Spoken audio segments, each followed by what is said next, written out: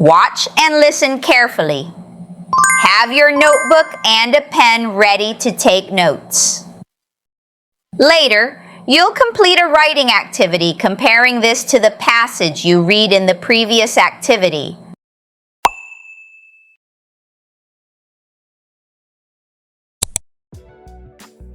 Lynn believes that poor diet and lifestyle choices are more significant factors in causing health problems than pollution.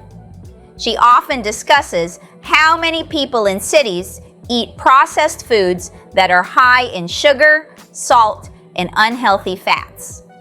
Lynn points out that these types of food can lead to serious health issues like obesity, diabetes, and heart disease.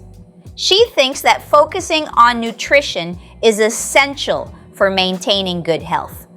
In addition to diet, Lynn emphasizes the importance of physical activity. She notices that many city dwellers lead sedentary lifestyles, spending too much time sitting at work or home.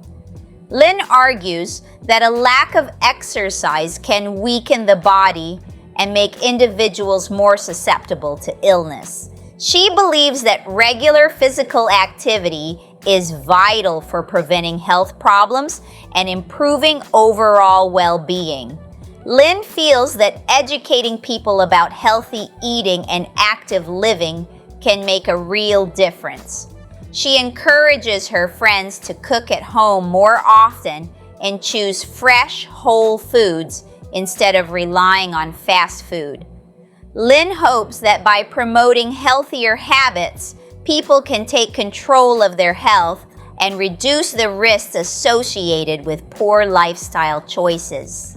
She believes that making small changes can lead to a healthier and happier life.